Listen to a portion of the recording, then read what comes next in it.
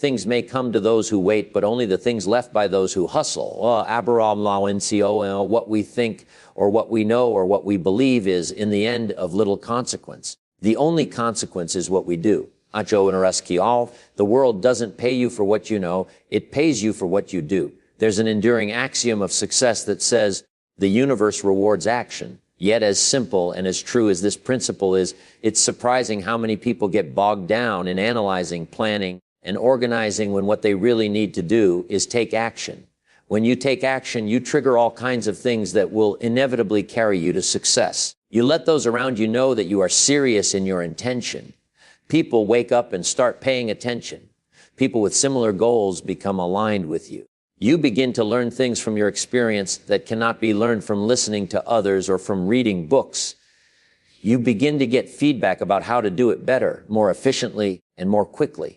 Things that once seemed confusing begin to become clear. Things that once appeared difficult begin to be easier. You begin to attract others who will support and encourage you. All manner of good things begin to flow in your direction once you begin to take action.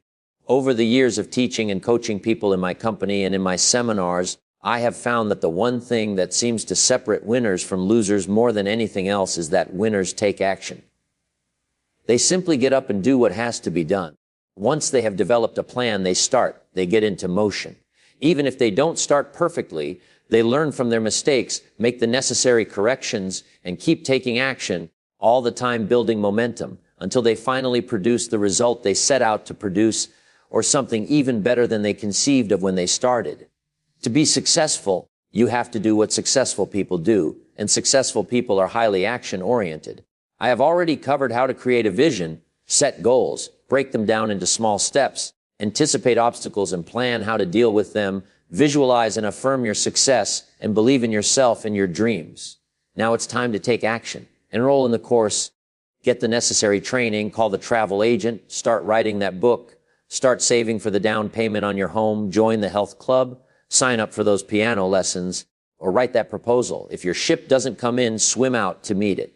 To demonstrate the power of taking action in my seminars, I hold up a 100 bill and ask, who wants this 100 bill? Invariably, most of the people in the audience will raise their hands. Some will wave their hands vigorously back and forth. Some will even shout out, I want it, or I'll take it, or give it to me. But I just stand there calmly holding out the bill until they get it. Eventually, someone jumps out of her seat, rushes to the front of the room, and takes the bill from my hand after the person sits down, now 100 richer for her efforts. I'd ask the audience, what did this person do that no one else in the room did? She got off her butt and took action. She did what was necessary to get the money. And that is exactly what you must do if you want to succeed in life. You must take action, and in most cases, the sooner the better.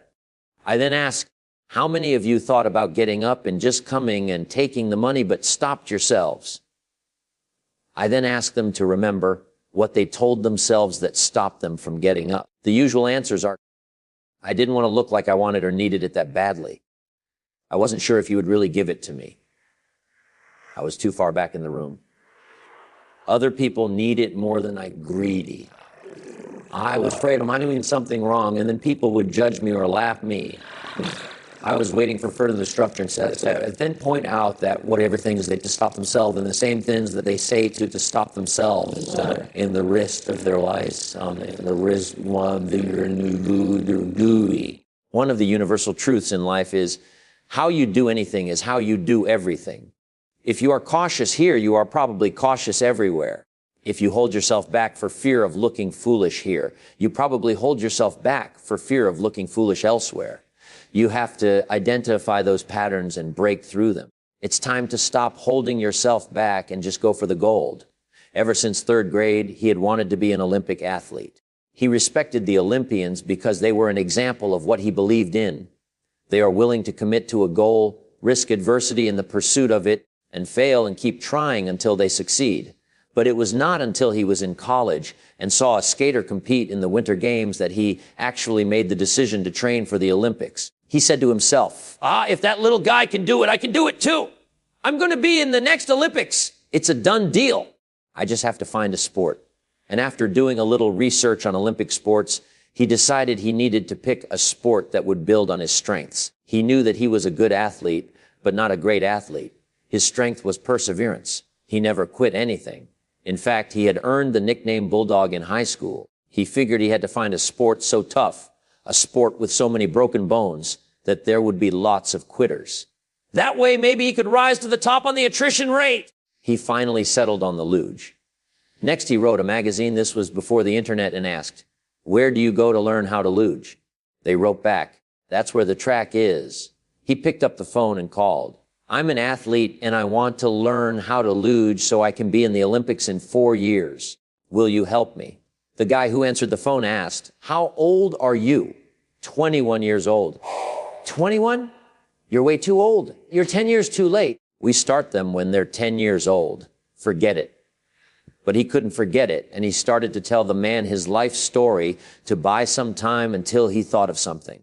Along the way, he happened to say that he was born in another country. All of a sudden, the man on the other end of the phone got excited. "If you'll go for that country, we'll help you." It turns out the sport of luge was in danger of being dropped from the Olympics because there weren't enough countries competing on the international level. If you'll go for that country and somehow we can get you into the top 50 ranked lugers in the world in 4 years, which is what you'll need to make it into the Olympics, it would add one more country to the sport of luge, and that would make it a stronger sport. If you make it, you'd be helping the team. Then he added, "Before you come all the way here, you have to know 2 things. Number 1, if you want to do it at your age and you want to do it in only 4 years, it will be brutal. 9 out of every 10 guys quit. Number 2, expect to break some bones." He thought, great, this works right into my plan. I'm not a quitter.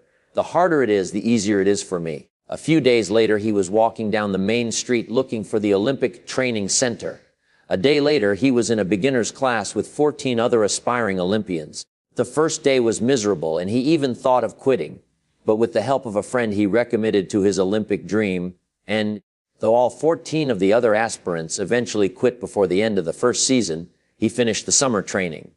4 grueling years later, he realized his dream when he walked into the opening ceremonies of the Winter Olympics. He returned again for the Winter Games and for the Winter Games. Because he took immediate and persistent action on his dream, will always be a 3-time Olympian. Most successful people I know have a low tolerance for excessive planning and talking about it. They are antsy to get going. They want to get started. They want the games to begin. A good example of this is my friend's son. When the son came home for the summer with his new girlfriend after his freshman year in college, they both began looking for jobs. While the son just picked up the phone and started calling around to see who might need someone, his girlfriend spent the first week writing and rewriting her resume. By the end of the second day, the son had landed a job. His girlfriend was still rewriting her resume. The son just got into action. He figured if someone asked for a resume, he'd deal with it then. Planning has its place, but it must be kept in perspective.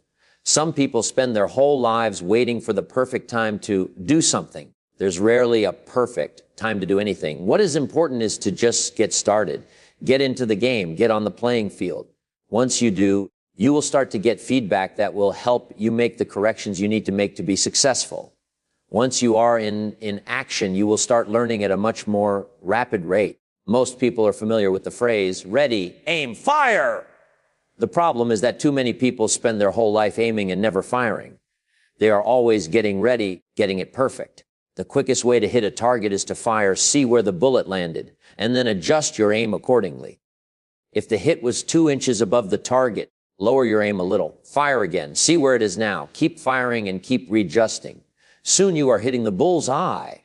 The same is true for anything. When we started marketing the first book, it occurred to me that it would be a good idea to give away free excerpts from the book to small and local newspapers in exchange for them printing a box at the end of the story telling people that the story was excerpted from the book, which was available at their local bookstore or by calling our 800 number. I had never done this before, so I wasn't sure if there was a correct way to submit a story to a newspaper or magazine, so I just sent off a story from the book entitled, "Remember, You Are Raising Children, Not Flowers," that I had written about my neighbor and his son, along with a cover letter to the editor of a magazine. I had not known how to submit a proper query letter to an editor. There was an accepted format that I was unaware of, but I took action anyway. In a subsequent phone call, the editor generously taught me the correct way to submit an article to a magazine. He gave me feedback on how to do it better next time. Now I was in the game and I was learning from my experience. Ready, fire, aim! Within a month, I had submitted that same article to over 50 local and regional parenting magazines all across the area. 35 of them published it, introducing the book to over 6 million parents.